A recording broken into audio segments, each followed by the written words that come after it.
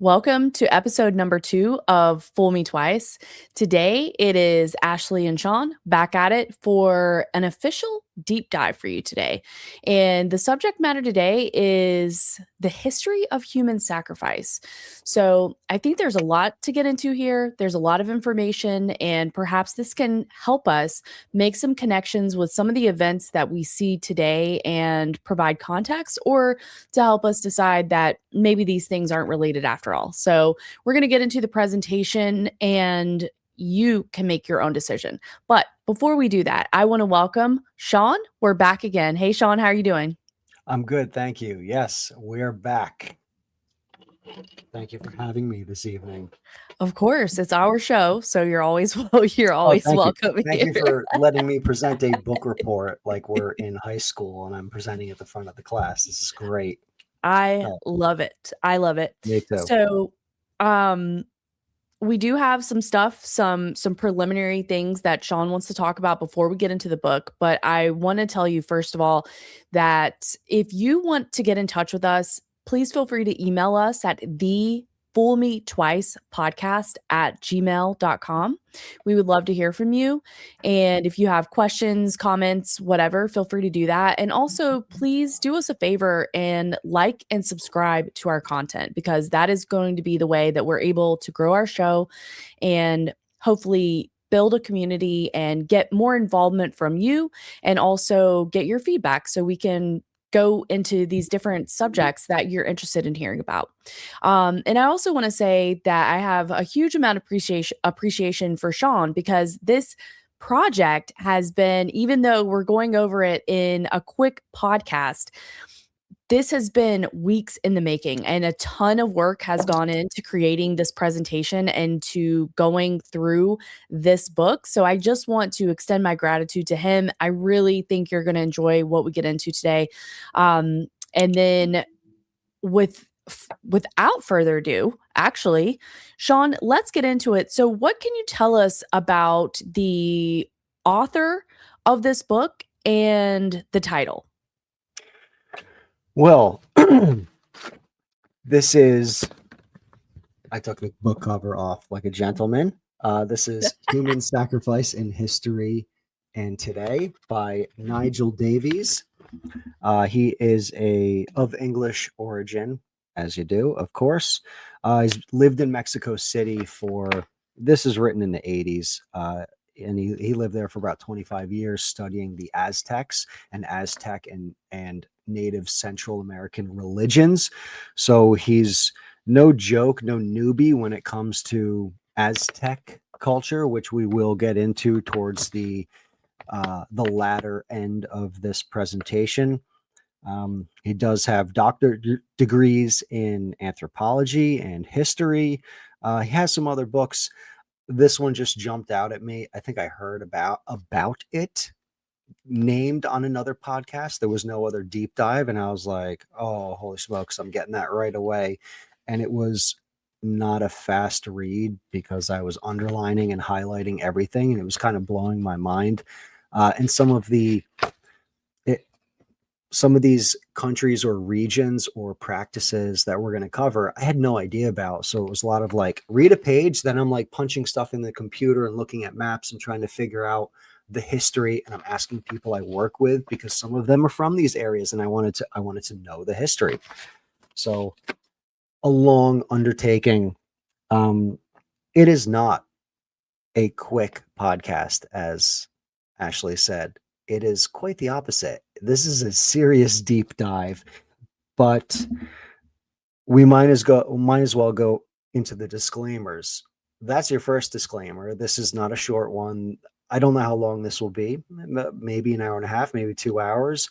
So I'd like you to get your long attention span thinking caps on and take this journey. Listen at double speed, triple speed if you can't stand the sound of my voice. And I'm sure you'll learn something new. You'll be flabbergasted. Uh, but be warned, here's your next disclaimer. This is a dark topic. It is not for everyone. Uh, some of it is very hard to say out loud because it's so gruesome and gory. Some of it is not so bad, and you think, what the hell, this ain't so bad. But there's a lot of the book is about murder. Long and short, it is about different ways of murder, but not in the sense that you think of just somebody killing their neighbor on a random night on a random street in America. There's a ritual behind these, and it goes way into deep into antiquity. So, another disclaimer: other topics will be coming. So, if this isn't your cup of tea, there will be a wide range of topics and books and research avenues that we'll be discussing. So, stick with us for the ride. If I start to get requests that you want to go deeper into some of the stories and topics in this book, I'll gladly do it. This is just a rough overview, and still, it's a long, rough overview. So, final disclaimer: no offense to any of the peoples or the countries or the religions that are covered in this book or that we discussed today. That's it. No offense to anybody. Nobody is innocent in this. Not a single race, creed, religion, outfit, country, tribe. Nobody is innocent. Everybody's pretty much equal on doing the same types of human sacrifice, and it was just a way of life for them. They didn't think anything of it. There wasn't a murder like you're killing someone who doesn't want to be killed. All of these human sacrifices were built around an ideology where the victim was willing. And this is in every single region and country that's discussed in this work. These were willing victims. And that's what makes them different than just a murder mystery. And I hope people latch onto that and they like it, because it's not the regular true crime wine mom podcast. I hope they listen. I hope they like it, because I think they will. But it's not the fighting for your life, running away from the evildoer. These are willing victims in their religions, and ain't nobody innocent. So that's it for my disclaimers. I'll stop ranting about that. Yeah. So, and just to reiterate that if, like what Sean's saying, this is in no way to try to be offensive to any particular culture. If we make jokes or say something for the purpose of levity, it is only because it is a very dark subject. And like what he was saying before is that the very interesting thing, one of the very interesting and foundational themes of the concept of sacrifice is that it does appear to be ubiquitous through many different cultures and religions and practices. So we'll get into some of the questions of that. What does that mean about us? Where does that come from? Things like that. But the point is that this is something that is a well-worn theme that is seen throughout history. And I think that you'll find that very interesting. And I think if you're ready to get into it, Sean, I'm going to go ahead and bring up our first slide, and we're going to take it from here. Let's do it. Pieces of this I will be quoting the author or reading from the book, but only when I can't rephrase what he said in a better way. When it's perfect coming out of the author's mouth, I refer to the book. So I'm going to do it several times. It won't bore you, I promise. Okay, bear with me. I'm trying to get our screen share up here, but I'm having a little bit of problems. Bear with me. No problem. You take your time.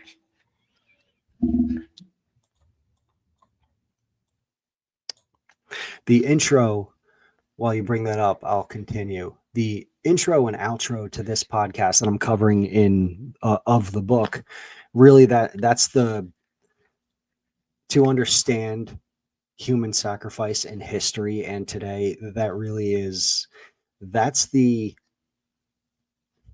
why and the how. The what the hell was actually going on. That's the big chunk of the middle of the book going through the different religions and groups and countries individually and talking about what they did. So the intro is extremely important because it does give you a bunch of the why, and same with the outro. And you'll see as I get through this presentation what I mean. Are we ready to begin, dear Yes, Ashley? we are ready to begin, and I just wanna also tell people, if you are listening only, I still think that you're gonna find this to be a valuable presentation, but Sean put together an entire slideshow. So if this is something that you wanna see more of and you happen to only be listening, keep in mind there is a PowerPoint that we're presenting with this information. So, feel free to take a peek at that if you are curious as a listener only. And we're ready, Sean. Go ahead. Take it away. Cool, let's do it. Reading from the introduction of Human Sacrifice by Nigel Davies. Their object was, therefore, more to preserve than to destroy life. This paradox lies at the root of the weird drama of humans who slew other humans in order to sustain their gods. Obviously, in writing of human sacrifice, the author must at once face the difficulty of defining the term and say to which kind of killings it applies and to which it does not. Now, I kind of touched on that with these were willing victims with a ritual involved. There's a long explanation into the details of that. I'm giving you the short and curlies of it. I'm giving you the quick of it. So, can we go the next slide? There we go. All right. What a beautiful picture. Oh, how lovely. Ugh, yikes. Can you provide us some context? Is this an Aztec photo? And did you find this online? It was not taken from an Aztec Polaroid that was found in a temple deep underground. I just found it online. All these pictures I put in here are found just using online image searches. So I Right. looked for human sacrifice history, and this is what popped up. This But image is not, but it does right. depict I mean, human I know it's not a sacrifice. photo, but it is portraying the Aztecs is what I was trying to clarify with you. That's exactly right. Okay.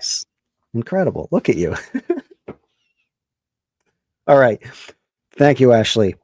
All right. So, pretty early on in the book, the author jumps right into the cannibalism debate, the Soylent Green debate, if you will. And his view is that the protein shortage theory does not hold up. There is actually no evidence of it. Do you know what the protein shortage theory is, Ashley?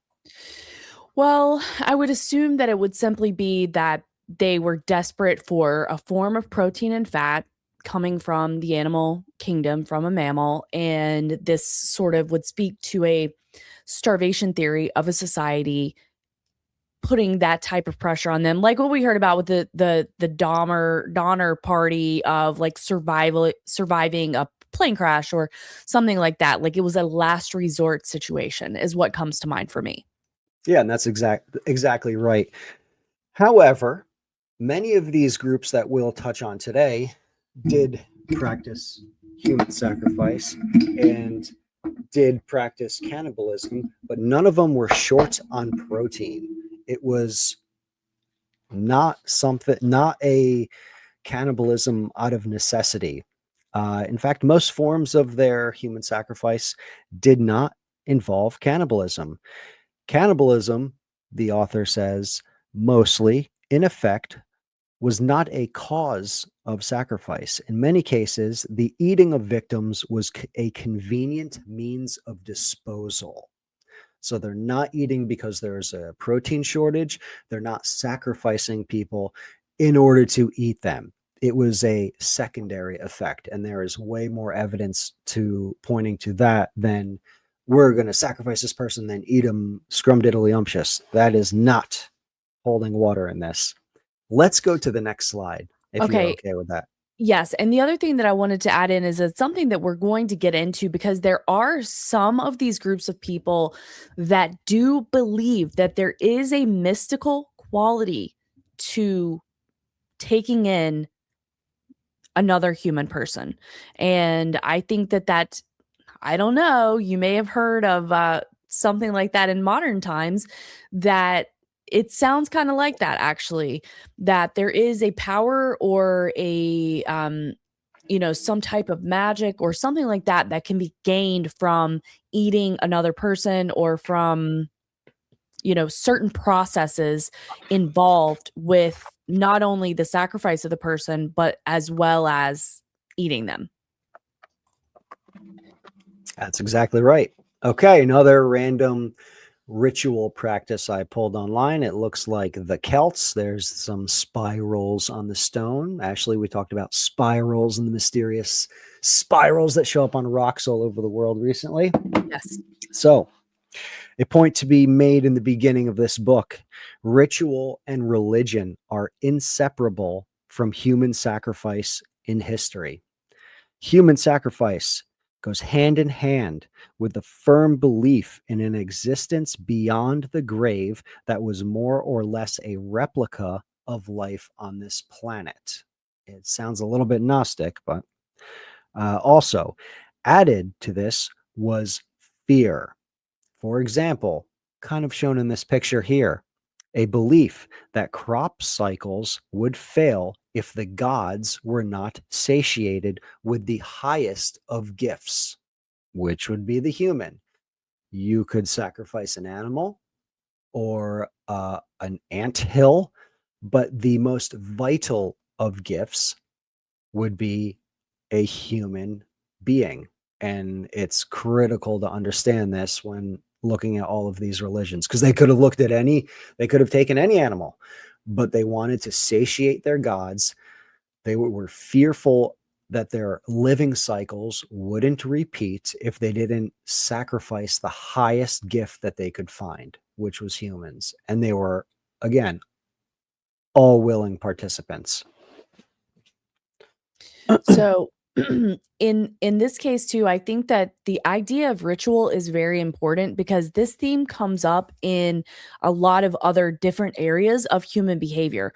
For example, the your daily ritual, whatever helps you like have a more productive and constructive day, then generally humans will adopt rituals. In drug abuse, humans adopt rituals. Like it is part of being a human for there to be a flow and a way that these things go that are more meaningful or are easier for us or whatever. So not that adds a lot here. I just find it to be interesting, is the idea of ritual sacrifice or ritual magic or whatever we talk about here, or this these types of themes, that it is very much applicable in just being a human in our day-to-day life even today. Absolutely. Just like you have rituals for brushing your teeth, they had rituals for sacrificing humans. But if any of those cases were just a random human sacrifice, they were kept out of this book. What's documented in this is the ritual and religious aspect of Right. human sacrifice. That's what puts it. That's that's what gets you in Nigel Davies' book.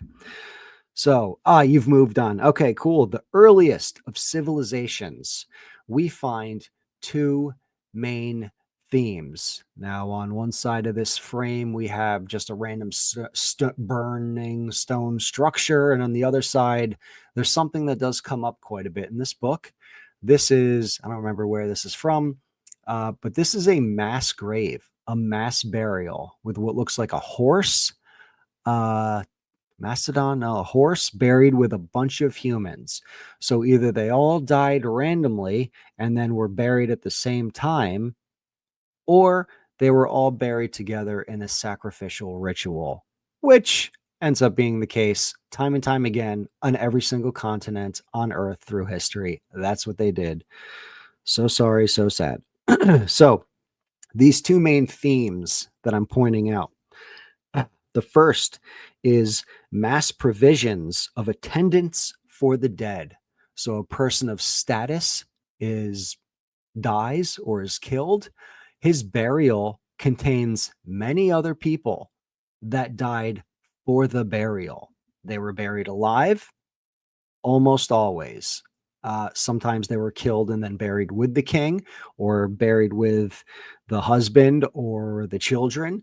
Uh, but often, as you can see in the photo, they put animals in there with the person that died. So I'm assuming that horse was, whatever it is, was buried alive along with these people for the king. This is the mass provisions of attendance for the dead. Second theme, very common, annual offerings to the gods on whose bounty plentiful crops depended. And that's pretty self-explanatory. We kind of talked about this. It's huge sacrifices, vital human sacrifices, so that the cycle of crops or herds, movement of herds, continues and comes back. All right. And Um, that is based on, Sean, if I may interrupt, that is based on somebody of great importance, such as the king sacrificing himself. yes, absolutely. Um, no, yes and no. Sometimes the king is to sacrifice himself. Sometimes the king gets sick and dies.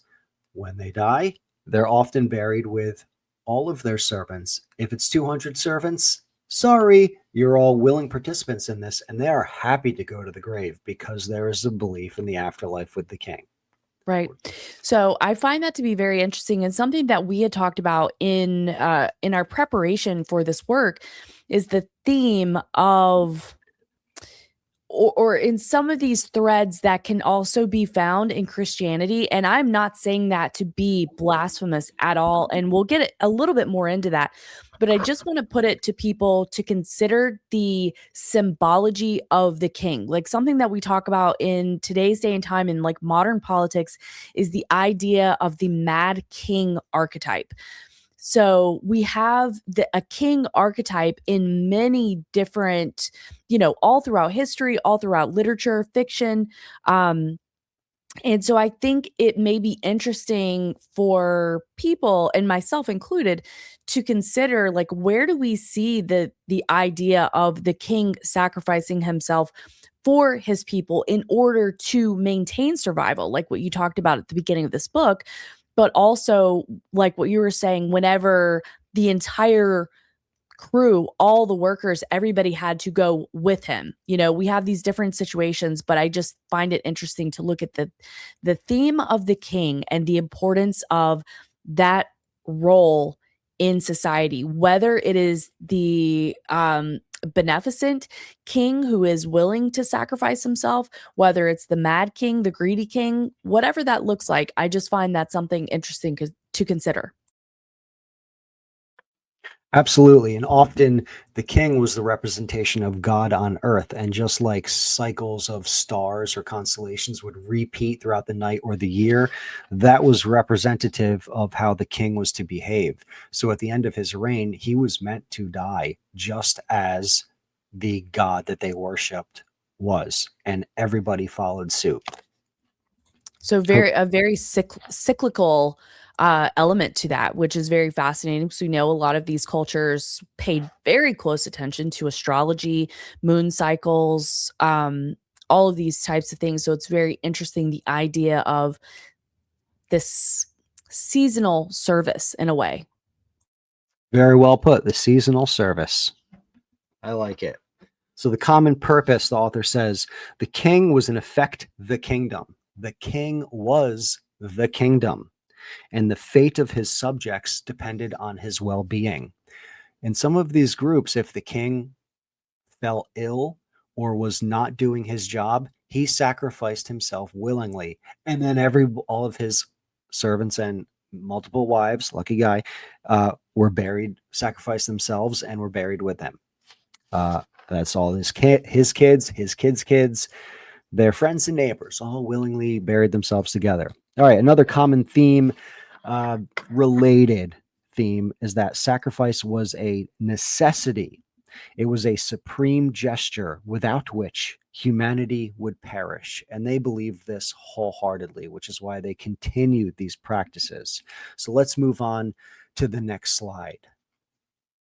The fallacy of the noble savage and the temporary savage. Do you know my friend, what the noble savage is? Well, I should know because this is something that we discussed in our show prep, but I believe that is the idea that the people that were at in the after considered to be savage, that they were only good, that they were only benevolent, that they were only stewards of the earth. What do you think? How did I do? You did good. That was part of it. Absolutely. It is the belief that man only became violent when civilizations formed, that the nomadic, tribal, herdsmen, small towns, groups, villages, they were living one with the earth. They were at peace with Gaia. They were noble. They were not savages. Uh, it wasn't until they grew into large cities and were influenced by cities that they became savages. Uh, this is not true, argues the author, because we notice this human sacrifice, this human ritualistic sacrifice going back to time immemorial. It goes back 200,000 years. They have evidence of Neanderthals with these practices, which is quite incredible. So the noble savage kind of falls apart. The cult of the head, which we'll get into many times in this, the cult of the head evidence goes back hundreds of thousands of years, maybe even before the Neanderthals, but that's kind of to be determined. That second fallacy up there on the screen, the temporary savage, temporary savage. Do you have a guess as to what that is? If I had to think, it would be perhaps somebody who was temporarily integrated into that culture. So like maybe I'm a traveler, maybe I'm like searching, an archaeologist or something, and I find myself temporarily being part of this culture. Yeah, basically. It's the idea of starting innocent, then the group becomes barbarous, but it is only temporary, and then adjust to killing just animals instead. So they were great, peaceful, then they find human sacrifice for whatever reason. They do it for a temporary amount of time, and then they adjust to just killing animals because they just can't bring themselves to sacrifice a human. This, of course, is another fallacy. Many anthropologists have argued for the noble savage or the temporary savage. At least in the case of human sacrifice, both of these fall apart, which is why the author calls them fallacies. Um, Right. it's way too simplistic, and it's almost never the case. The noble savage and the temporary savage. Would you like me to give you an example, Ashley? I would love an example. And before we get to your example, I would like to say that I think that, it's something that I think about a lot is, and we have talked about this many times, the narrative of history and why certain information is presented to us as such. How does the official story become the official story? So that's dating back thousands of years, hundreds of years. It also applies to modern day. And I think that there are so many cases, and for sure, something that we're going to get into in one of these subjects a little bit later is the narrative that is being discussed around a certain topic or a certain society or whatever that looks like, and why that narrative is changed around them. And I think that that's what you're describing here as far as the temporary savage.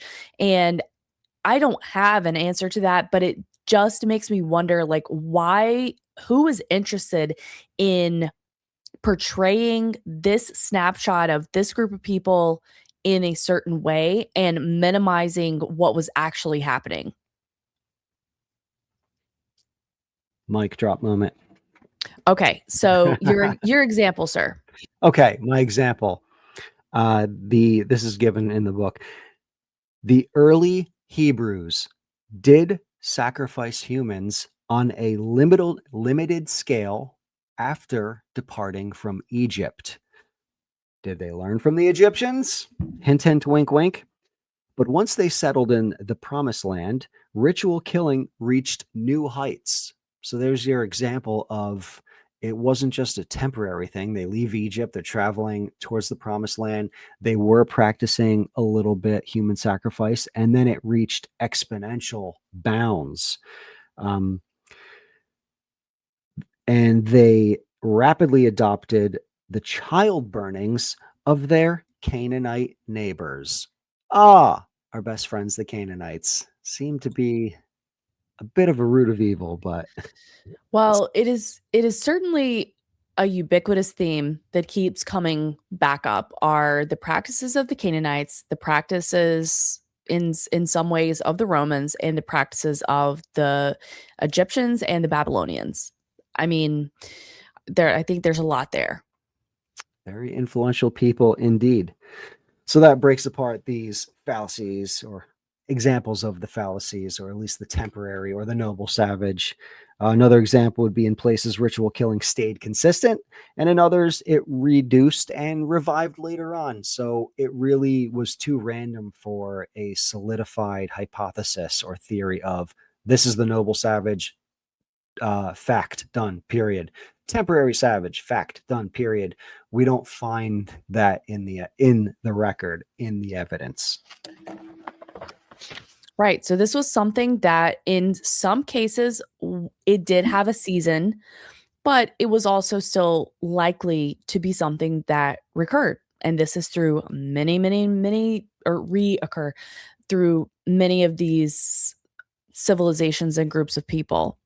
I find that an interesting tie in once again with the seasonality of some of these practices. But just because it was seasonal does not mean that it was not part of the culture. Absolutely. An important distinction that must be made is the difference between animal and human sacrifice. They were often offered together on the same altar. And we see this in the Romans, the Greeks, the Vikings, the Druids, etc., etc., etc.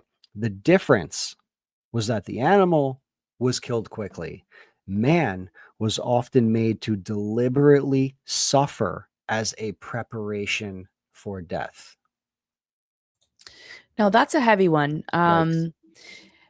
That's a heavy one, and I'm curious about that because what did I don't know, there's some modern day tie-ins that could be made to that, that maybe we'll get into a little bit later, but I wanna focus less on that and more on what does that mean? They were making preparations for death. Did it make their death more meaningful to have suffered? And then, f you know, that's something good for us to consider once again, the idea of human suffering, and this is something that you even see in philosophy. Of course, it discusses a lot about suffering, but in the Stoicism philosophy, for example, it is there's an element of that to embrace the suffering or embrace where we're at, what we're going through, the challenges that we're facing, no matter what they happen to be and no matter what our lot in life is. So, does this author expound on why the suffering was important in preparation for death? Many reasons, and I didn't add it into my notes because it's a long explanation of it. Many, as we touched on before, they're often mimicking their fables of the gods, of the holy ones before them, and often they had suffered in their death and rebirth, and they are reenacting that. So just one Yes. example. There are Right. other reasons, but yeah, I mean, it's evil. Yeah, I mean, I don't know, and I'm even like it I d I'm hesitant in some ways to even call it evil because in our conversations about that, we've talked about it being such an intimately important a part of a society, and they knew that. They practiced that, and they volunteered themselves to do it in some cases. So, not that I don't think it isn't an evil practice, but then, and maybe some other time we could get into, I mean, that's cult-like behavior, really.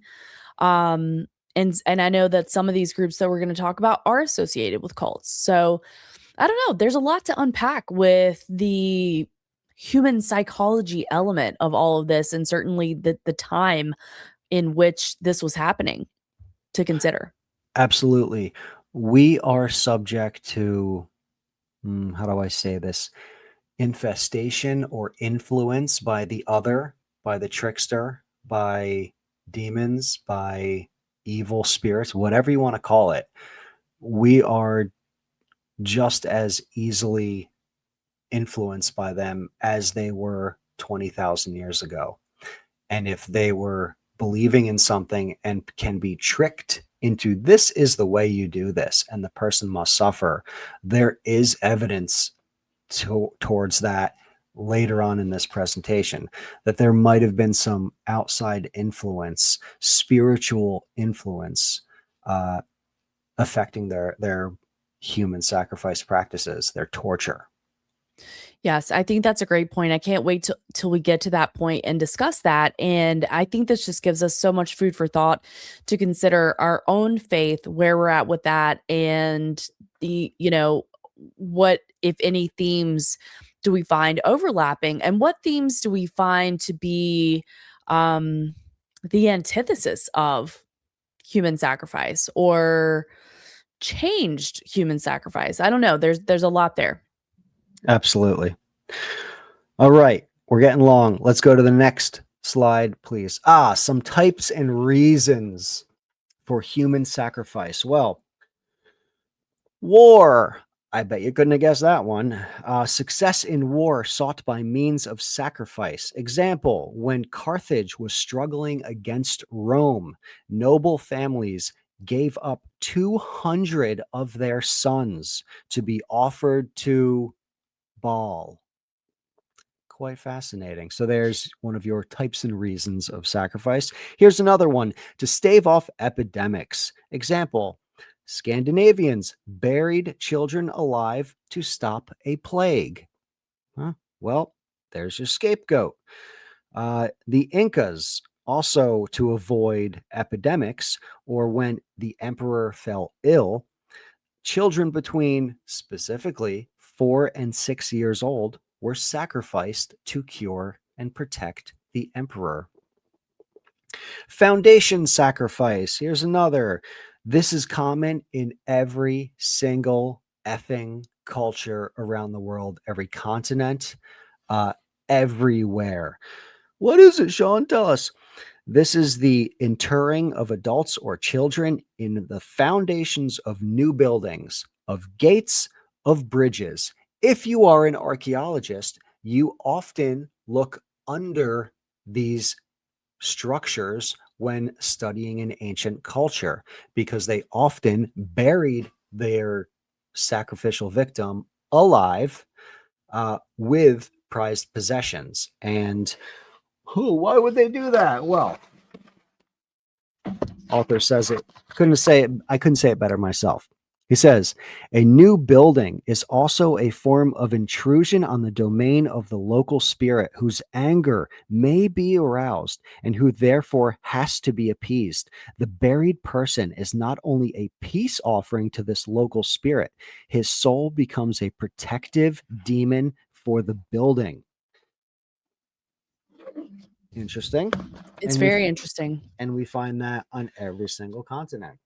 So one thing that I wanted to throw in quickly, and I know I'm making this take longer, my apologies, but I would ask people what overlaps in today's day and time do they see with these themes, right? Of sacrifice in the name of war or epidemics or foundation sacrifice. Like, for example, what went to my mind with foundation sacrifice was the idea of um the the mafia putting people in cement, like you're wearing, like you get poured into cement or something, You like took in the building. foundation literally. Yes. Put them in a piece of foundation and put them in the water. Yeah. So, and also some of these ideas of war, like what does that look like to Do these elements still exist in today's day and time? I believe that they do, but I'm just asking people to consider that, and in if so, in what way? Like, for example, and without getting into any of the details for this episode, but just to say, like, some current ideology, I feel like it is child sacrifice in a different form. And for whether that is for ideology or a narrative, or it could be considered in a war, like, for example, and one of the examples that I'm thinking about is, in a way, it is a war. It's a war on the regular person. It's a war on fertility. It's a war on population. And so I would be curious to see if you, Sean, or if anybody else listening to this has any kind of parallels that they see for these themes in today's day and time, that we may not even think of it as human sacrifice, but it actually is. I do have a couple examples, but I'm saving that for my conclusion. Okay, great. I promise. I promise. All right, moving on. Fertility. This really should be a no-brainer. Human sacrifice to make plants fertile or to make women fecund, sometimes just sprinkling blood on a field before sowing. And that would be considered human sacrifice. They killed the person and sprinkled their blood on the field before planting or picking their crops. The author says barrenness was often held to be an act of God, who deliberately kept back children who would otherwise have been born. The best remedy was to send him other infants to take the place of those he had withheld. Slave children usually served that purpose. In some places, in India, for example, the practice was carried to such lengths that if a wife had one son and wanted more, the firstborn was slain on the supposition that the gods would then provide a series of children to take his place. In certain Australian Aboriginal tribes, the mother would kill and eat her firstborn child as a means of obtaining more. The practice of sacrificing the firstborn of every species, both animal and human, was not uncommon. It is even mentioned in the Old Testament. Wow. I mean, you could do your whole, like, so many shows on that subject alone. That's absolutely insane. Absolutely. All right. What do you have for us on the slain god? The slain god. This reason was popularized by Robertson Smith and James Frazier of the Golden Bough fame, written 100 years ago. The idea is that the god himself dies and is represented as the cycle of crops, which we've talked about, etc., and represented by the king, who must also die. So the king is representing God on earth, who died and whose death brings about this cycle of birth and death and rebirth and death, and the king's cycle must follow suit because they are a representation of God. King sacrifice was often a communion between God and the sacrificer.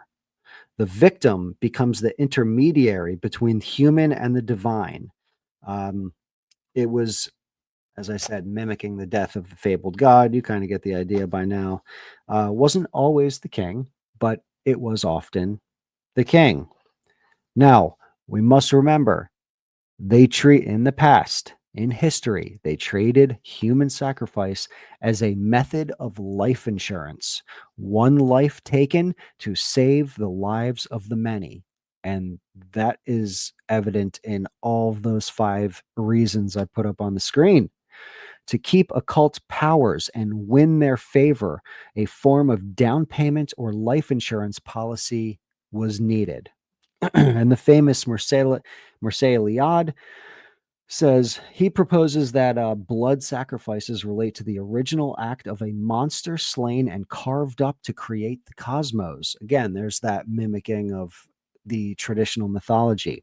Further, sacrifice as an act to restore the general equilibrium of society by reenacting the original deed of violence. The old Cain and Abel, the original act of violence. Right. Right. It goes back to the very beginning in some cases, does it not? Yep, absolutely. I'm not going to send you on a little trip yet, but I want to give you I want to wet your whistle as to what's coming. So let's go to the next slide. The old land of in Iraq. That's your favorite place to travel, isn't it? Ancient Mesopotamia. I've been interested for a long time. It was put on my map, um, metaphorically speaking, many, many years ago in early childhood. I Oh, forget why. oh, very cool. Well, um, this is ancient in Mesopotamia, in ancient Iraq. Um, Quick example of what we're going to see when we start looking through different cultures. Rulers in ancient were often buried with what they find to be between 12 and 80 of their staff. So the king, the ruler of a land or dies. He's buried with 12 to 80 that sacrifice themselves to be buried with the ruler. Um, quite evil. Quite Yes, and it was the Iraq war, Sean. That was an unfunny joke that I made because obviously the United States, yeah. it Sorry. was such an important thing at that time for, what we've discussed, what we believe to be made up reasons. And perhaps, part of our conversation is perhaps there was something historically significant to be found in the land of aka modern day Iraq. Very well said. They probably were stealing some relics when our military went over there. Don't doubt it. I don't either. All right, let's wet your whistle a little bit more. The Neanderthals. Oh, don't you want to just sit there and join that family near the fire, keeping warm in your loincloths of skinned animals? Doesn't that They sound look very, very cozy and very healthy. Yes, they look like they don't have any seed oils in their diet, and their no gut health is GMOs? probably no Absolutely. GMOs. Nope. Their diet's probably really healthy. Absolutely. Quite the vitamin intake they get. Well, these Neanderthals could be in Italy. They could be in Uzbekistan, in France, in Russia, etc. Regardless, wherever we find them, we find evidence of them burying people with other skulls and decorating those skulls and filling those skulls with adornments. This is your earliest evidence of the cult of the skull, which we will go back to again and again. It's this fascination, it's this obsession through history of the skull. In Germany, there was found a Neanderthal burial with 33. There's that fucking number again. But 33, don't say. a mass burial of 33 red colored skulls. 20 were of children. It is unlikely all 20 of those buried died of natural causes. I would agree with that. Very Right, unlikely. right. And I think the red is significant, and that's something that, not to get too far off track, but they talk about with like the Nephilim, the redheaded, or in Egypt, the redheads, or um, in Islam even. My understanding is that there is a tradition for some people to actually color their beard red. So it's very interesting, this idea of like the red hair or the red skull in this case. I find that fascinating. Not that I have an answer, just curious. We're going to touch on that red color very soon. I have a feeling. Why don't you go ahead to the next slide? Okay. All right, it's time. We're done with our intro. I'm taking you on a journey, dear We're Ashley. ready to go. We're And if you're going. not watching, you got to check out Sean's glasses. He has his traveling glasses on. I put on my magic traveling glasses and I'm going to send you in the magic teleport of Bill and Ted, of Bill and Ted's Excellent Adventure fame. You, Ashley, are going into that magic phone booth, and you're going to take a trip through time. And I'm going to tell you and explain to you exactly what you'll see when I send you to these different places. You're going to I have a can't wait. blast. Oh, you're going to be so excited. It's I'm going going to to be an excellent adventure indeed. It will be. Ted Theodore Logan and Bill S. Preston Esquire. Let's get it rolling. Let's see our first adventure. Where is Ashley going to next? The Nile I've always wanted to Valley. go to the Oh, Nile you've Valley. let me tell you, you're going to see some great stuff in the Nile Valley, folks. This is where it gets fun, dark and fun. I'm trying to make light of this because this is a dark topic. All right. Ashley is going to the Nile Valley in Egypt. Doesn't that sound great? Well, Yes. what you may witness there is a weird practice, quite a few weird practices. Um, before Egyptians started extracting brains through the nose, we've all heard that story that they would extract brains through the nose when they would mummify people. Before they started doing that, they would simply cut off the head for brain removal. And you get to be a witness to this, Ashley. This is so exciting. The skulls of these removed heads would be decorated galore, fashionable.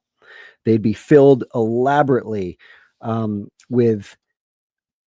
They would be filled elaborately because they believed that the skull contained what they called, this is translated, the soul substance.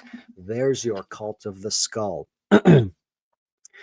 Early burials that you may witness in the Nile Valley. They find burials with flesh also removed, not just the skull. Bones often bore marks of teeth. Now, what could that be? Think on your own. Cult of the head was eventually replaced with mummification, but congratulations, I'm sending you there and you're going to see all of it and see that transformation.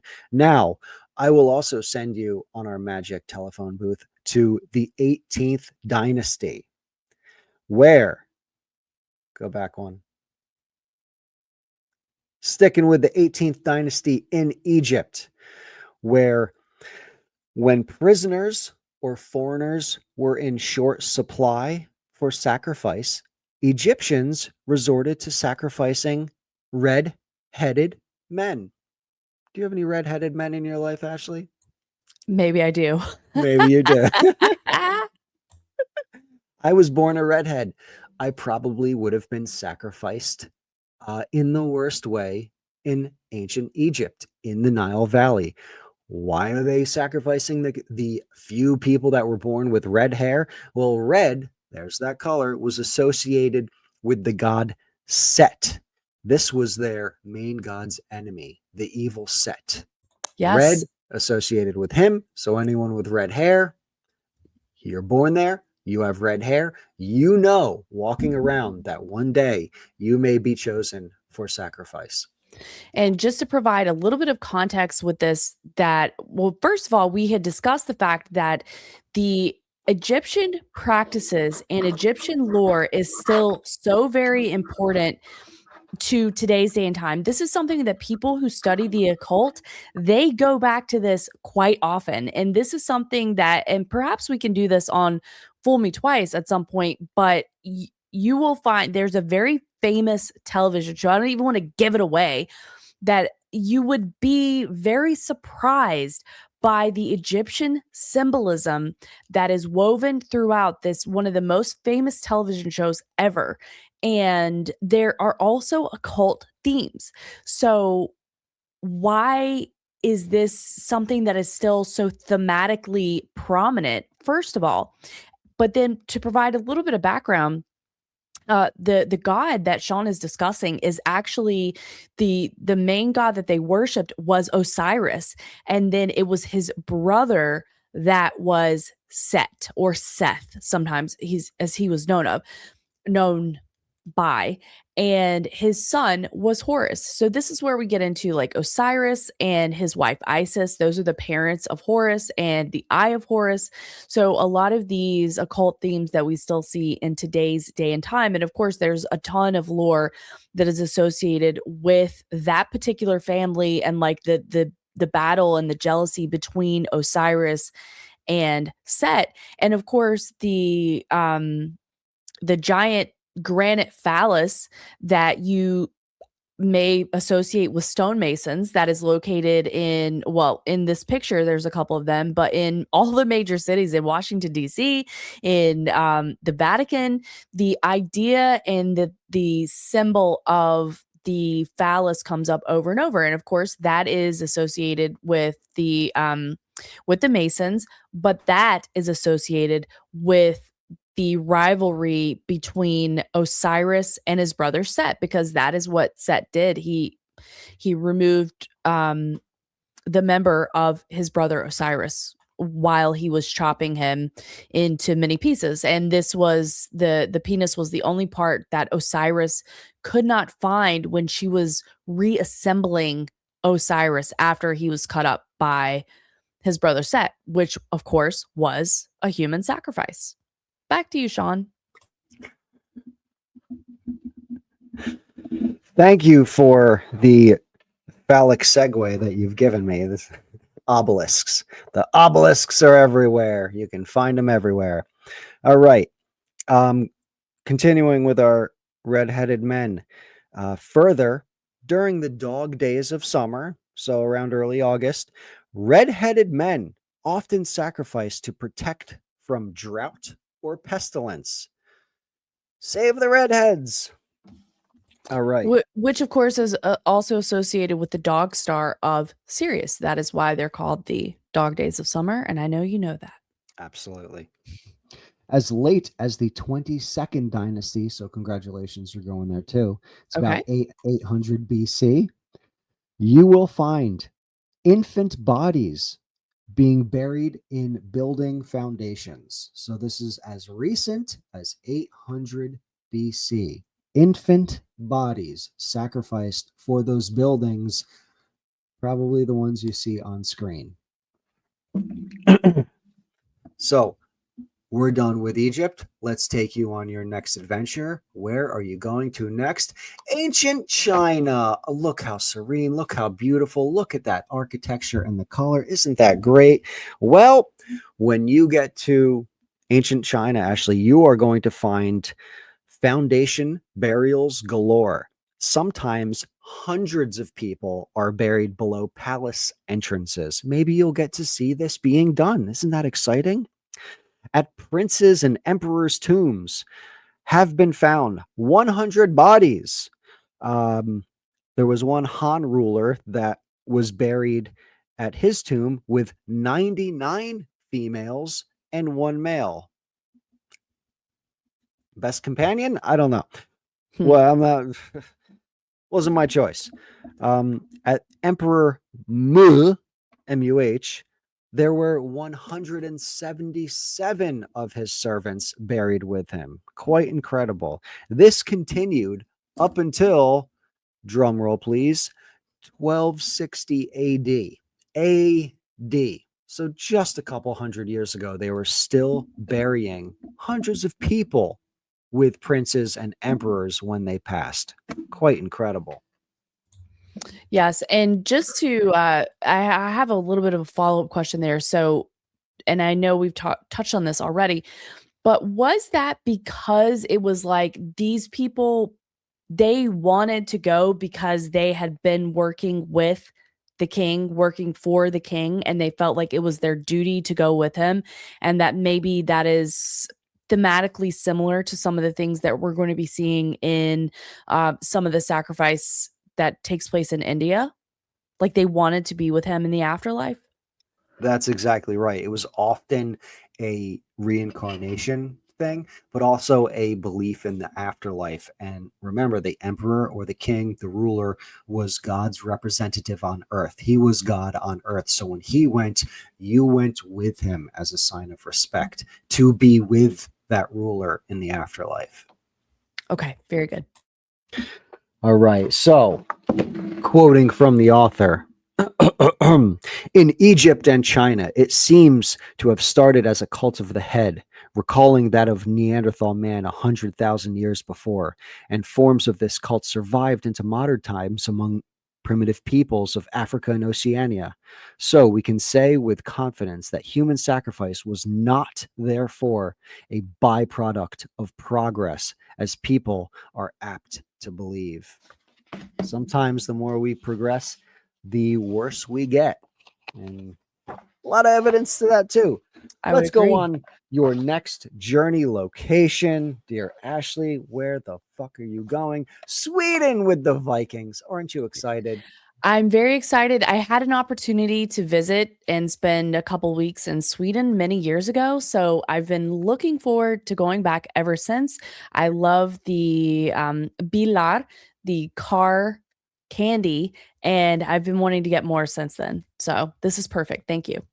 Lovely. When I send you back in time with the Vikings, you won't be getting any of that candy. I can promise you that. But you're going to see some pretty cool stuff regardless.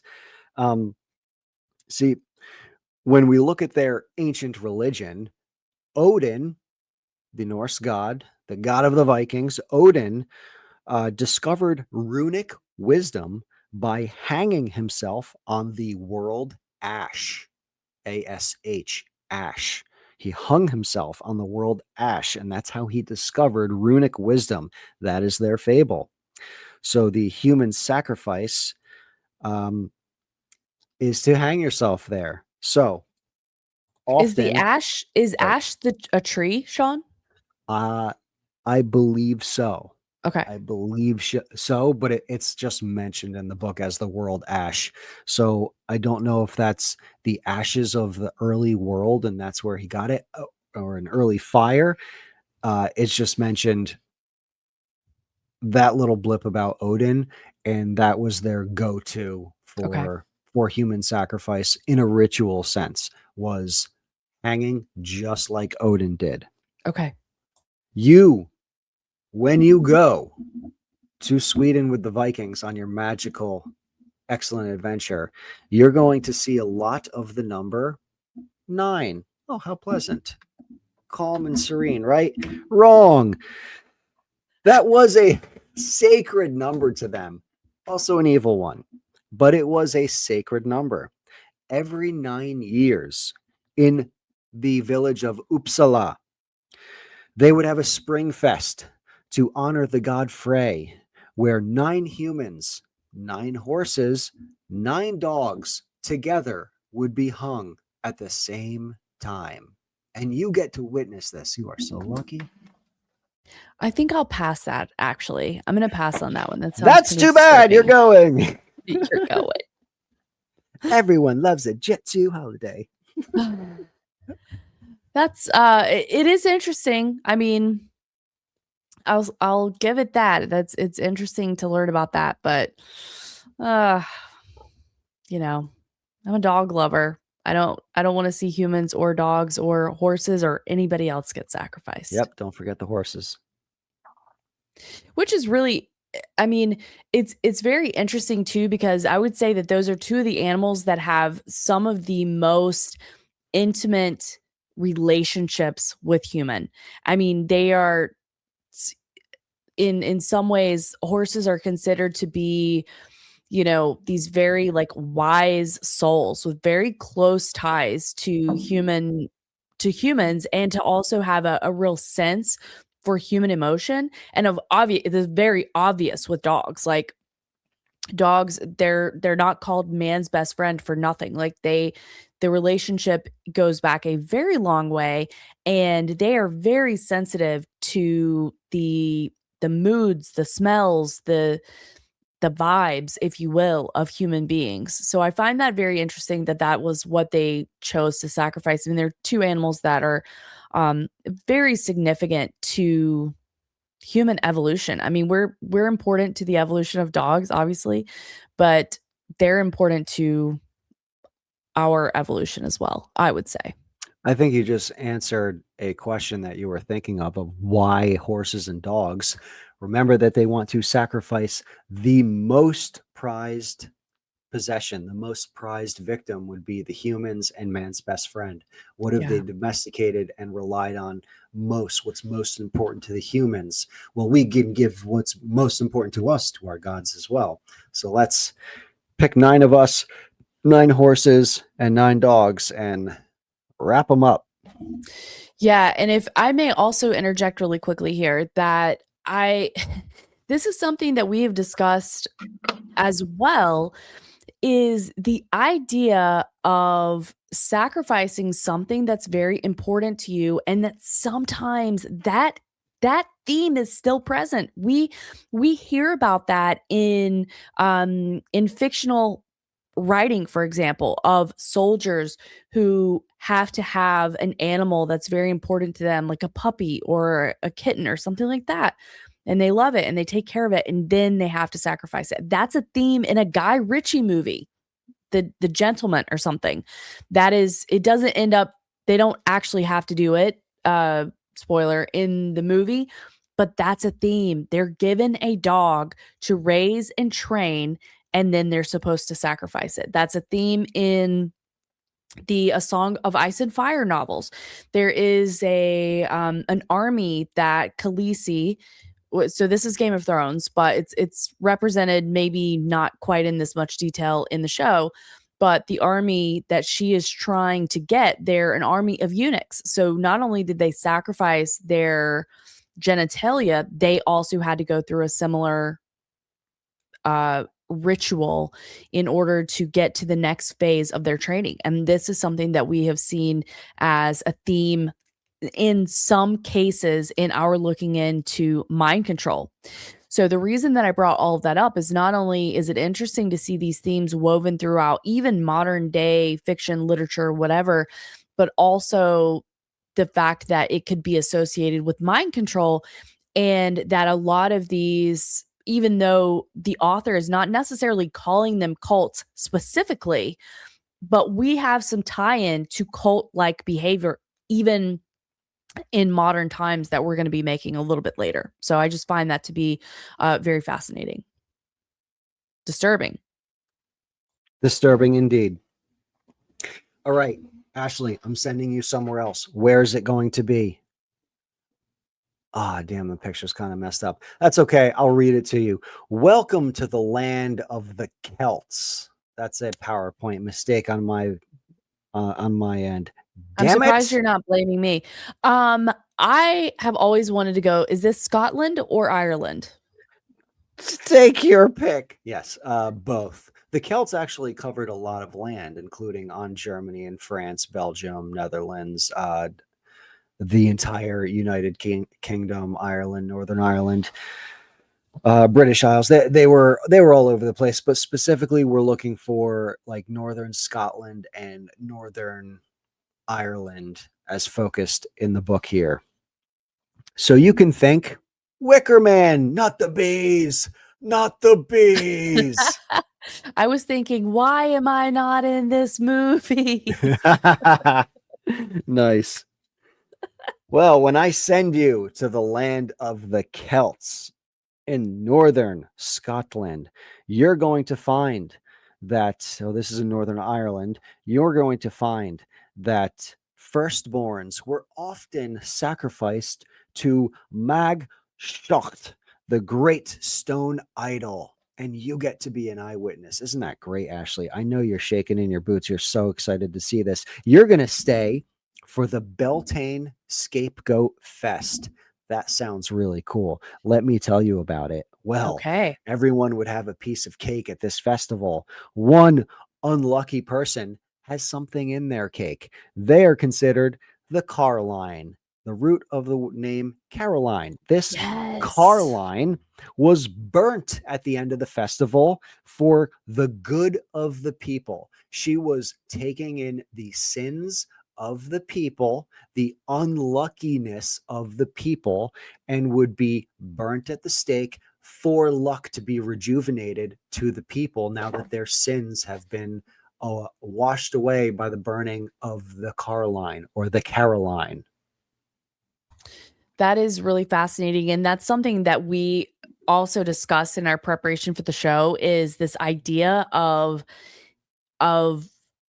eating cake and the person that finds X, Y, and Z in the cake. That is also something that you do see in literature and even in some practices today. For example, in the Mardi Gras celebration, a cake is made, it's supposed to be shared, and there is supposed to be a baby in the cake. Now, I don't think it's the same.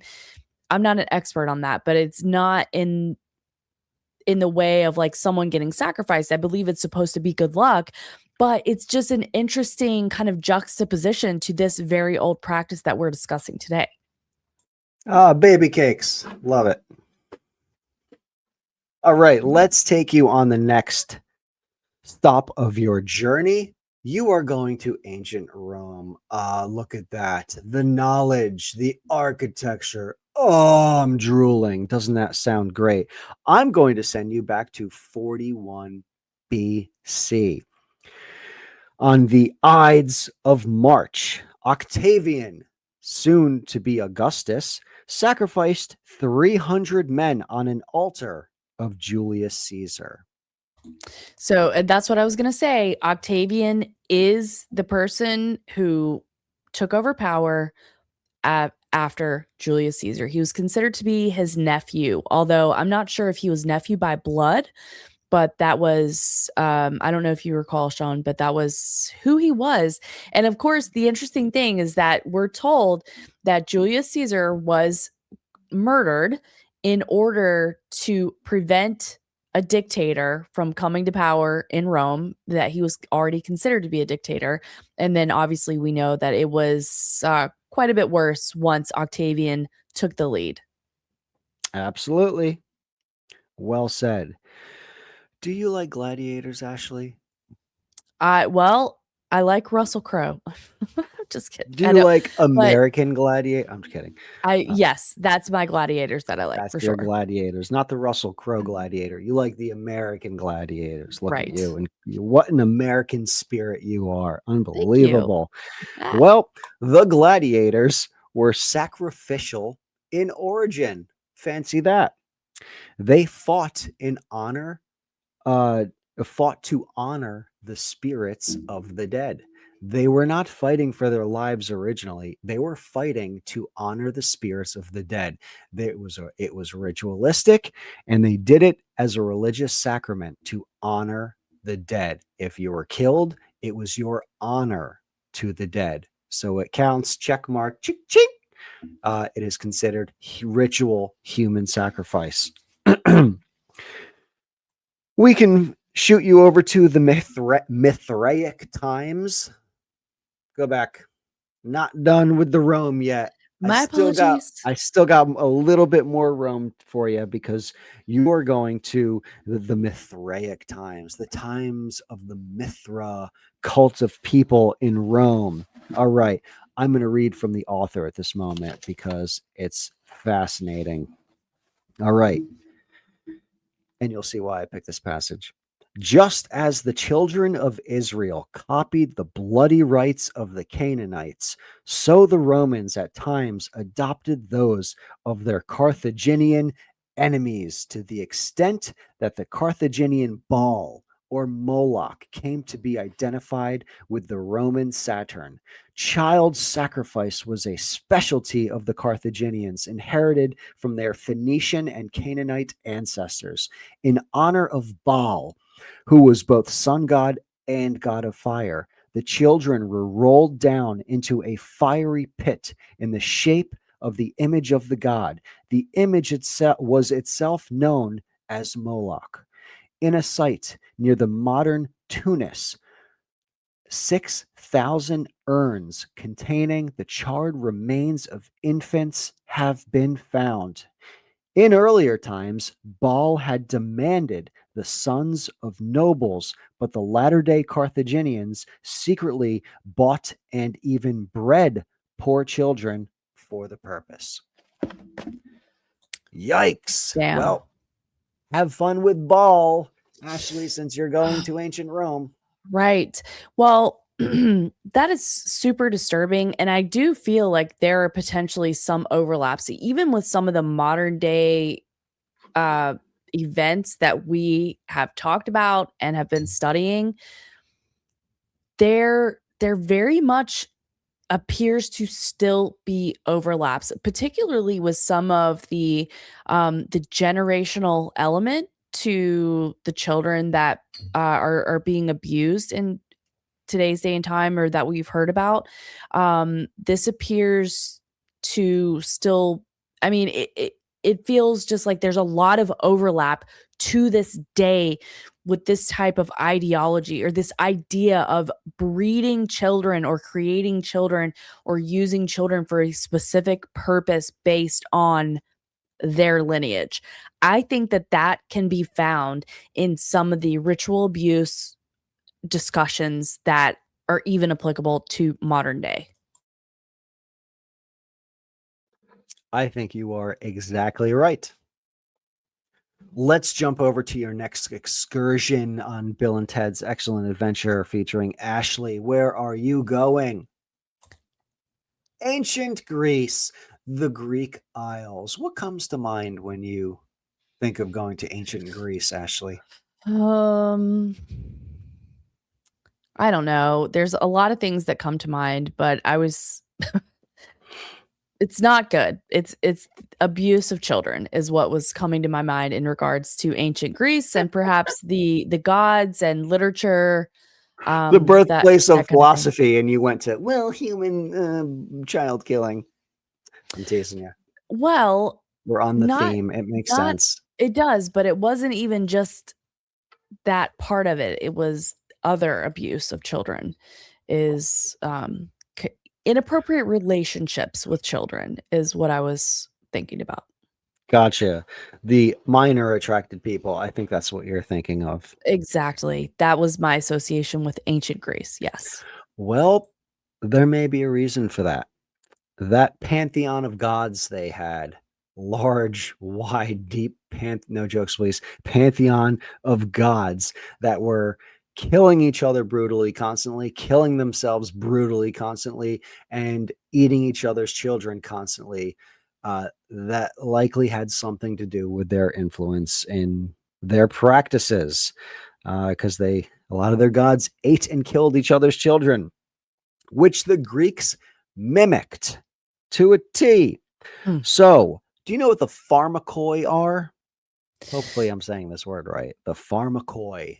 Okay. I don't know. My best guess would be like the modern day of that time, the medicine people, the people that would come make concoctions and provide, poultices and teas and herbs and things like that. That's my guess. It's a great guess, but you're actually wrong. Oh dear. The pharmakoi were the saved scapegoats that were kept in a specific town, in a specific walled-in area, kept alive to be used as scapegoats, as human sacrifice scapegoats to prevent disaster in the future. Almost like a city within a city, where they were Wow. kept, they were fed, they were not treated great because they're basically prisoners, but they were kept there in order to be used for sacrifice against disasters in the future. They sacrificed themselves when their time came. How did they sacrifice these people? Well, they typically threw them off cliffs, as you could see on the right side of the right smaller Wow. picture. That So, was the question. typical pharmakoi practice was, we must prevent XYZ from happening. Take one of them and then throw them off the cliff. And that was their ritual. So, what designated someone to be pharmakoi? Did he get into that? Like, what class of people, where they came from, how it was determined that someone was that? I believe it was typically captured peoples, foreigners, prisoners of war, women that were brought there as slaves were often meant to bred further pharmakoi. Okay, yep. And I think that's another theme that we're going to see come up several more times. But very Quite, very interesting that quite that's unfortunate. it is unfortunate, and it's a very unique story in what we've talked about so far, is kind of having this like designated city. It's obviously very dystopian, and I'm surprised. I mean, I feel like the theme of that is woven into some modern day movies and literature, but I don't know, not that it doesn't exist, but nothing is jumping out to me as like this specific example in a movie or something, but it does sound very, I don't know, just such a dystopian theme that I'm sure it's out there somewhere in our modern day, movies or television or books or something like that. It's giving Hunger Games, even though it's not exactly that, but it is kind of that, because that was one of the things in Hunger Games was obviously the entire country is divided into their district, and every year they had this lottery basically, or somebody could volunteer to go to the Hunger Games, and it was basically demanding a sacrifice of every district of their children. So that's kind of the association that it's giving me. Oh, very interesting. That is actually, I didn't even think about the Hunger Games, but yeah, that's a total sacrifice for the greater good. It's for the greater good. Now, Ashley, you've mentioned you like Prince Albert's. I never mentioned that. So let me read this passage. Liar.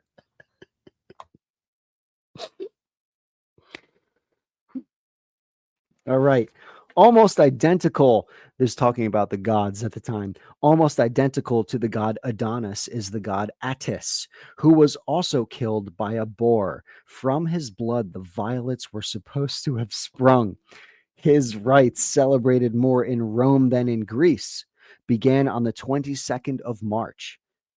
The third day, March 24th, was known as the Day of Blood and was marked by savage acts of mutilation in which frenzied men castrated themselves. Ugh. Yikes.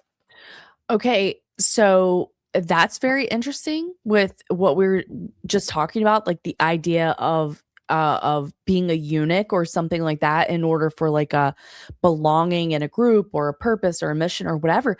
But the other thing that I thought was important was you pointed out the date, 3/22. You're muted. Right at the vernal equinox, amateur. Fucking amateur I am. Right at the vernal equinox. And that is also known as Skull and Bones Day, right? Absolutely. 3/22, right? Absolutely. Skull, cult of the head. Only once, but twice. G dubs. Very fascinating. I did not know that. That's very fascinating, and I have to wonder if there's a correlation. Probably is. 322 was probably chosen for a number of reasons, including equinox and that those evildoer blood Greek rituals that were done on the equinox in prehistory. Yeah. All right. Are you ready for your next adventure? I'm ready. Where are we going?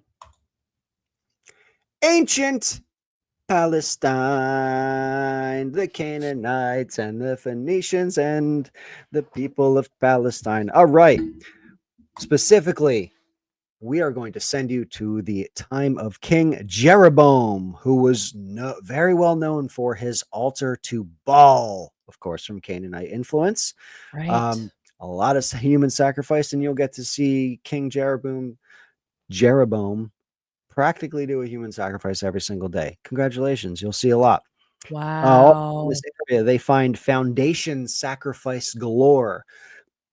A lot of places in Palestine that have been bombed or will be in the future, and I bet you they would find some ancient structures destroyed with some foundation burials beneath. Almost always their practice in this area was to bury the sacrificial victim alive and then build on top of them, of course, from their Canaanite influence. Fucking Canaanites. Um, Scapegoat sacrifices, you'll get to see that to wash the people of the sins. We've talked about that. Again, we see this in countless other cultures. In Carthage, where they were also worshippers of Baal, they sacrificed children to him on a massive scale. There's that Baal Moloch king verbiage that's used interchangeably. So it's looking at the history, it's hard to determine who these were being sacrificed to, because a Right. lot of the translations had so many issues. Sometimes they were using Baal or Yahweh or King or Moloch. So it's really difficult to pinpoint who. Regardless, the ritual was there. And a lot of this was Phoenician and Canaanite influence. Yeah, and I think that that is I'm glad that you made that point, because I think a lot of in today's day and time, and when you use the phrase conspiracy candy, I absolutely think that this idea or this association with ball has sort of been co-opted into conspiracy candy, and I think it is very difficult for us to actually discern where the term originated. Is there a differentiation between Baal and Moloch, and which groups of people actually made sacrifices to these gods? And if it was specifically the bull, like there's just so many questions surrounding that that I think we would benefit from clarifying for ourselves in order to prevent being, kind of dragged into conspiracy candy milieu, which is very easy to do. And I think that part of that is a technique to co opt a narrative so that there's actually things out there that are happening, that are important, that are documented. But we see narrative managers, whoever they may be, have an interest in muddying those waters and leading people in leading people astray. And that's one of the things that you discuss in regards to conspiracy candy, is that if you get people all worked up about an issue, if you can make these NLP, neuro linguistic programming associations with certain groups of people or whatever that looks like, then you don't care where they go or what they discuss or whatever. In fact, it's better for them to make content and have conversations based on wrong information. So, I know that was a long tirade, but just to say that this is the idea of Baal, the idea of this place of ancient Palestine, it feels or seems to me so foundational in so many of the conversations that we're having today for so many different reasons. So it's really good to get a little bit of clarity, and then to also discuss like what else we need to know about what's happening here. So thank you very much for pointing out the fact that this particular translation it's a little iffy. Absolutely. And it very well could be used as conspiracy candy in our day, because you get people latched onto something and asking the wrong questions, you don't give a shit what answers they come up with, and that would Right. be by design. It is right at this point in the book where the author mentions something. This may be a little touchy, but you've seen this theme of the scapegoat for the greater good of the people.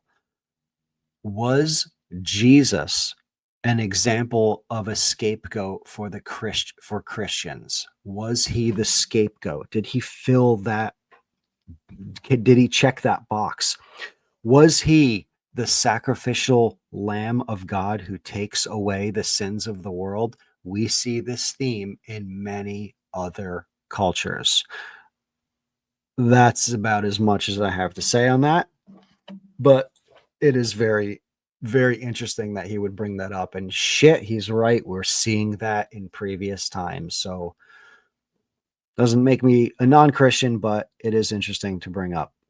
Right. And I think that's the thing, is like, just because we're asking questions or finding thematic similarities, it does not take away from, our faith and our belief system. But I think that we are often better in and more clear on our beliefs when we ask questions, even if they are not always comfortable questions, and that's part of the thing of um what my entire goal is with my learning journey is and I'm not saying that I'm willing to have this paradigm shifted, but I'm willing to have conversations and discussions to flesh these ideas out. And I'm okay with that. And I know that it's not always easy for everyone to do that, though. And as you said, like, especially when we're dealing with religion, it can be really difficult, and people can feel like we're being flippant or not taking it seriously or having the wrong idea. And that's not what we're trying to do. We're just, asking questions. We're just asking questions. Next on your journey, dear Ashley, where are you sending? Oh, you are going to India. Dude, you're going to India. Check out the architecture. Unbelievable. You're going to the Taj Mahal. Look at that giant temple that was carved out of one piece of stone, which is quite fucking remarkable if you ask me, considering they had to build it from the top down without any mistakes. That is a marvel of history, but that is not what we're here to discuss today. We're going to discuss what Ashley is going to be witness to in India. I've got a couple slides on India because it is loaded with information, and it begins, let's go back one so you don't spoil my surprises more. In India, there's a juxtaposition that the author discusses. Current New Agers, New Age movement often go to India for their enlightenment, to study Hindu, to study there as if it's always been a peaceful religion. It has not. It has the flaws that all of the other religions, groups, every group of people on earth have the same exact flaws as ancient Indians did. Even recent Indians, same exact problems. So let's jump into it. Let's understand what Ashley is going to witness. Well, human sacrifice. Go back. Gosh, making me yell at you. Stay here. Stay here. Stay here. Human sacrifice in ancient India was an ancient practice, of course, but it did last until semi-present, including for a very long time while under British rule. Now, we don't have too much of the ancient information. A lot of this comes from when the Brits came in and did their saber rattling in the late 1700s, and they controlled the country for almost 200 years. So they have documented a lot of what they saw, which is where we get a lot of this information from. They even had court cases for some of these sacrifices. They even put the kibosh on many, I shouldn't even do it, human sacrifice. They put the kibosh on many of these practices. So it is heavily documented by the British. When India was invaded, we'll just say invaded by the Brits, because they rule everything and still do. The Anglo establishment strikes again. Yep. They set up Rajas. They set up little provinces with representatives of the British Empire, of the British Crown, and they worked with the local empires, but they were still kind of running the game. So it'd kind of be like an embassy. Yeah, very well, but a quite a powerful embassy, if I do say myself. Yeah. So I'd like to introduce you to someone of ancient India lore. Do you know who Kali is? I am a little bit familiar with Kali, and that is well, I'm not 100% sure, but I believe the god of, is it death and rebirth, or is it the god of destruction? I believe there's a destruction in there somewhere, and I apologize for my ignorance on that subject. It's not one of the three major gods. There's like order, destruction, and rebirth or chaos. I don't want to get that wrong because I should know this, but let's flip to the next picture. Next slide, so you get an idea of who Kali is. There's Kali on the upper right there. That is Kali. That is the wife of one of the three main gods, Shiva. She is the eater of flesh and the keeper of skulls. You can see a headdress around her. Do you notice anything about that fashionable headdress? Her headdress? I'm sorry, her necklace. My mistake. Oh, the necklace. Yes. Human skulls and some hands are hanging off. And I also wanted to say, one of my friends who is a Buddhist who practices Kabbalah, but he also is very well versed in a lot of these other elements from other religions, and he often posts a lot of photos depicting Kali.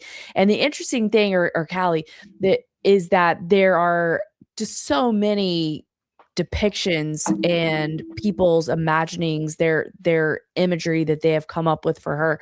There's a lot out there to see, many iterations of it, so it's very fascinating. There are many different iterations of her. This is looking back at the traditional, what's written about her in some of the ancient texts is that she wore this necklace of skulls, often depicted as full heads, but it was skulls traditionally. She does have a darkened or black face, often with a knife, a sword sickle looking thing. Forearms, of course, as you do. She's famous from Indiana Jones, of course. Kalima, Kalima, Indiana Jones and the Temple of Doom. So now that I've introduced you to her, there were quite a few human sacrifices made to this deity. So, in 1565, congratulations, you're going there, Ashley, and I'm going to send you to magically to 1565. When Raja Narayana built his temple, he sacrificed 140 men whose heads were offered to Kali on copper plates. The 140 were volunteers, so willing participants, volunteers. They were called bogies, Bhogis. At least that's the English translation. Um, they were given every food and every woman that they wanted before their sacrifice. It was considered the highest of honors, and you're going there, so you're going to be witness to it. Don't be one of those women, though. I'll try to stay safe. I'll try to stay safe. Stay safe. Wear protection. Also, to Kali, females, unfortunately, born females were unwanted in infancy. Men in traditional ancient India were thought of as closer to God, more holy. The woman was secondary. So when a child female was born, sometimes they were sacrificed ritually in infancy. And it could be done by being thrown to sharks. It could be done by being strangled. These were common. Often, also common was a rubbing of opium on the nipples and then breastfeeding, which would probably be the smoothest way for an infant to go out, but pretty dark nonetheless. It's very dark, and even though that would in some ways be considered more gentle, it's also I don't want to say more heartbreaking. I don't think the entire subject is, but it's just it's it's so inverted. That's what I'm struggling to describe, because when a child is nursing, they are receiving life and nutrients and growth. So this is like a complete inversion of that process. Like as we look at children, that they are to be cared for and protected, and that's our job. And then to see that this is the way that that they sacrifice an unwanted child, it's very inverted. It is very dark. I mean, all of these methods are, but I'm just saying, like, opium on the nipples of the nursing mother, doing the opposite of life-giving to the child is it's dark. Yeah, it is dark. And I commend your comparison of that, the juxtaposition of the life-giving milk of mother to the afterlife giving opium of the nipple. I was just a horn dog and took it the opposite way. Like, what a great way to go. What a great way to go. But I'm a pig, and you thought of it in a really good way, Ashley. So not a good way, Thank but you. I liked your interpretation of that. Let's jump forward to the Thuggies. Do you know who the Thuggies are? I don't. Can Tell you go me. back one slide?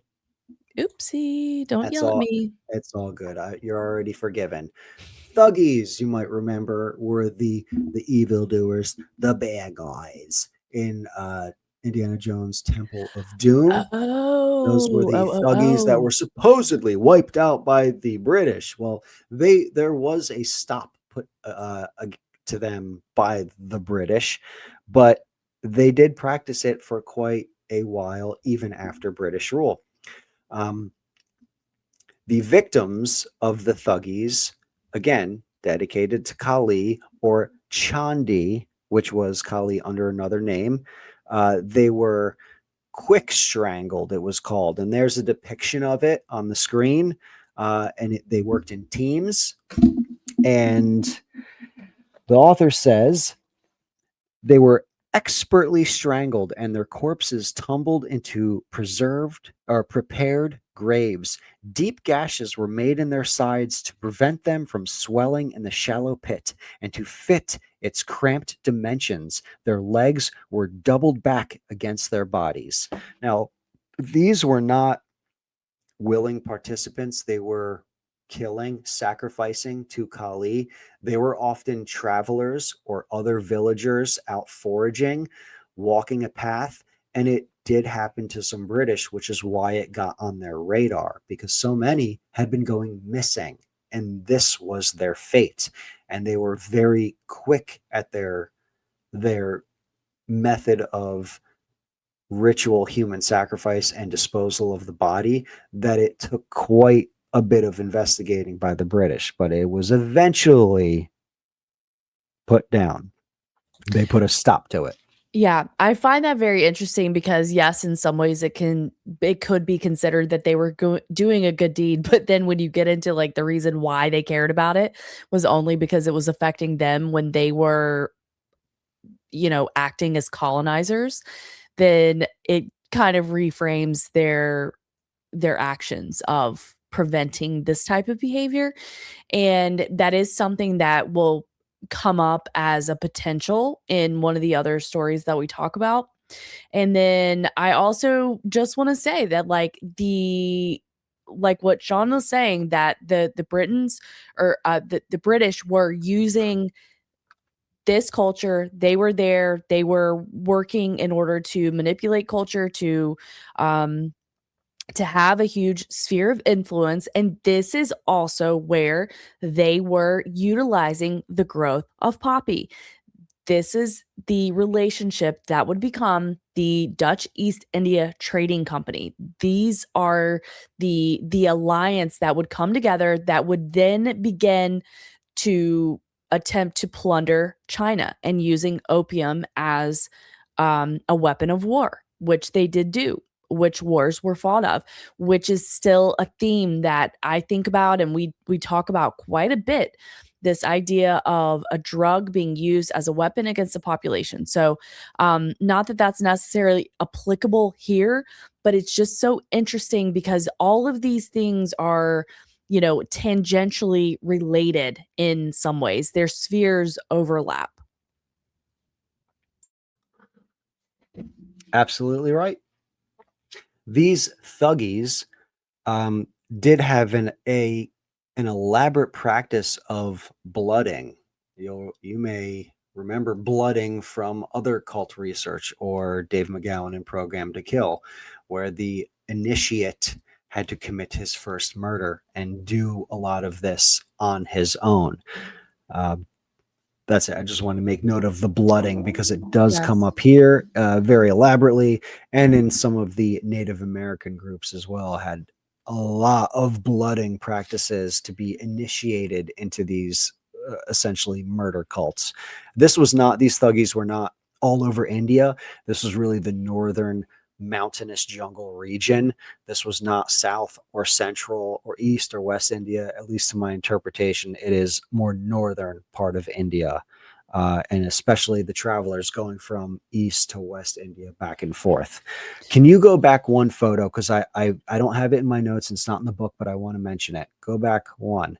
All right. Taj Mahal on the right. Beautiful. A ruler made it in memory of his wife. And I just wanted to make this point that it has never been duplicated, because I don't remember what it was, 400 builders or something, engineers that were hired for this. All the people that worked on this building were killed to keep the building secret. In order to keep its architectural perfection, every engineer and architect that worked on creating that was a victim of human sacrifice willingly to keep the building of that secret. So what you're saying is They the killed the conspiracy. builders killed themselves so that they at the behest of the king, so that nobody else could match this with something bigger. It could not be matched anywhere.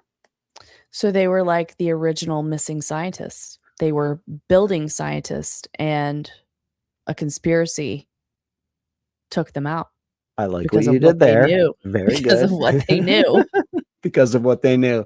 That's exactly right. Look at you and being so topical. Unbelievable. I'm sending you all over the world in ancient times, and you're being topical at the same time. You are one of a kind.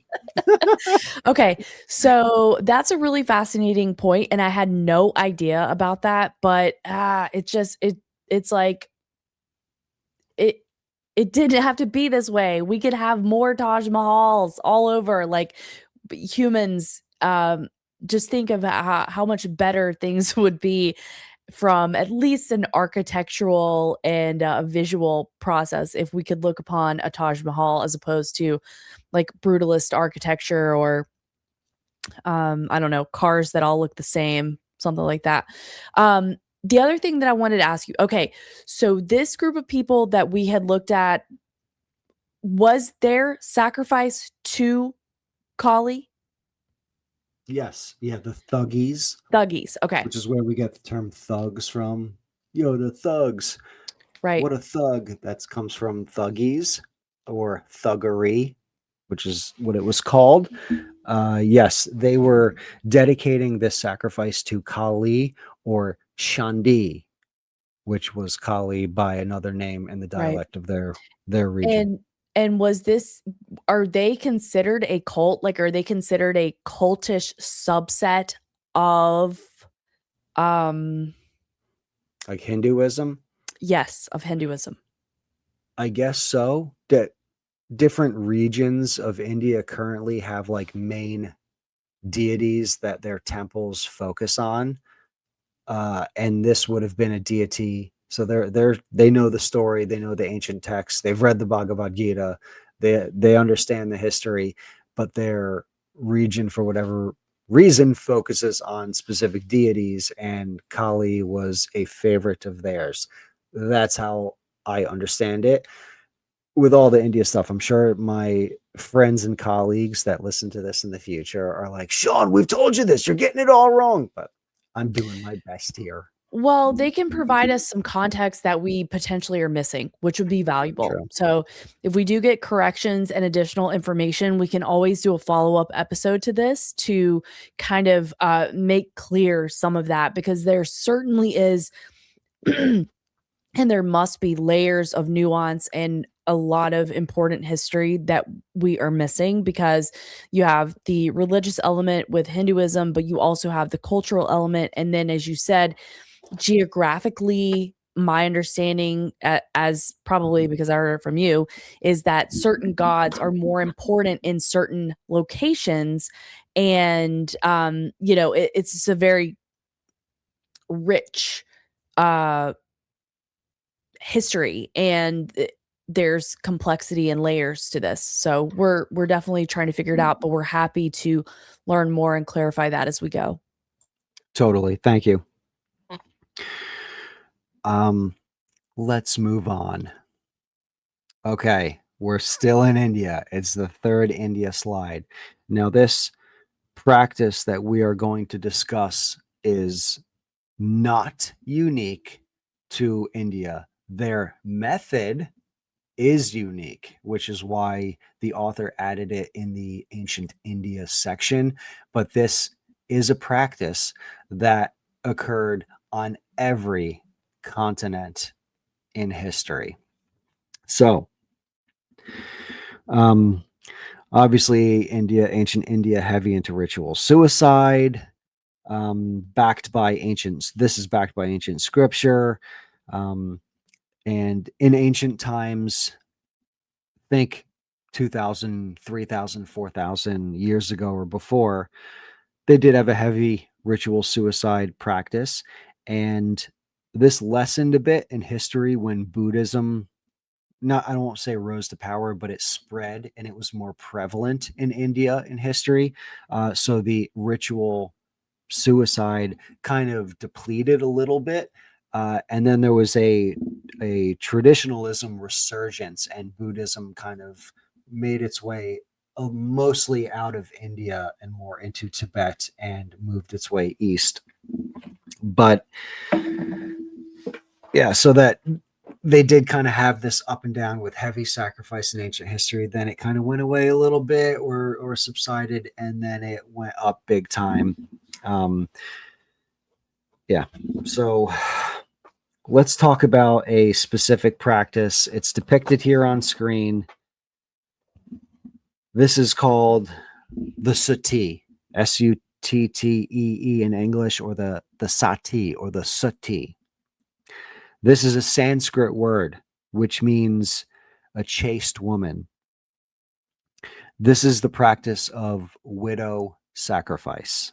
Again, found in every continent on earth.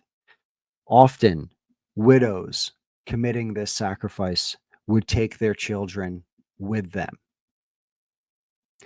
Immolation by fire was the chosen method in India. Not often in many of the other continents, but this was primarily the method in India. The lore of eternal happiness was a reward for Sati, and it stemmed from the belief that the husband was a living God and that they would be reunited in paradise. Remember, they believe in this cycle of reincarnation and rebirth. And to be with your husband in the next life or in the afterlife, Sati would be the highest honor you could give to your husband. It contained elaborate festivals and rituals that are described in detail by British Raj, by missionaries, by explorers, which is why we know so much about it. Let's see. I want to mention something else about that. You can see in the picture kind of what's going on. And there are quotes from British explorers and missionaries in the book that see this in detail and how blown away they are by it and taken aback. Husband passes away. He's wrapped in cloth. And this is still typical practice in India today, is a loved one dies, you cremate the body, and you take the ashes and you put it in one of the holy rivers. Well, what they were doing in a lot of these Sati rituals was the husband would be wrapped up and ready for the afterlife. He'd be put on this flotilla, if you will, of hay, easily ignitable material, and the wife would sit with him after an elaborate ritual, elaborate festival, eating, dancing. Remember, this was a celebration because they are about to be reunited in the afterlife, and they would push it out into the water and light it a fire, and they would be burned together and their ashes spread into one of the holy rivers. That was the practice of Sati, and I'm giving it the quick over. People can look it up on their own because it's pretty wild thing to read on how willing these wives were. Eventually, the by 1829, widow burning was forbidden by British lords in Bengal, and then slowly over the next few years was spread into India, this ban on widow burning. but that's 100 years after the British were there and knew of this going on. It's almost like in Star Trek, there's like the prime directive. You don't interfere with the primitive civilization. That's kind of how they were treating it, where it's like, well, this is part of their practice. We can't do it. We can't step in. We don't want to overstep our bounds, even though we're the goddamn British and we're trying to take over the world. So they were letting it go for a little bit. As a bonus for you, dear listener, and you, Ashley, of what you may witness in India, don't get married down there but while you're visiting India. The British documented that in 1820, a 4-year-old girl was burned with her husband because child brides were not uncommon back then, especially in Bengal. So it didn't matter if you were 99 and your husband was 110. He passed away. This was the greatest honor you could do. If you were a child bride, bought at 4 years old, and your husband unfortunately passed away, this was the highest honor that you would do, and you would do it willingly. I mean, you would do it willingly as much as a 4-year-old could willingly do anything. You know? Very, very, very true. I know. Yeah, I know, you know. It's a bit cringe. I know. It's a It is. 4-year-old. It is, because it's like it's so often the conversations that we have in the like liberty or libertarian space is about the age of consent and being old enough to consent to what you are participating in. So that's a dark one. That's disturbing. It is. So make sure you witness from afar on your trip to India. So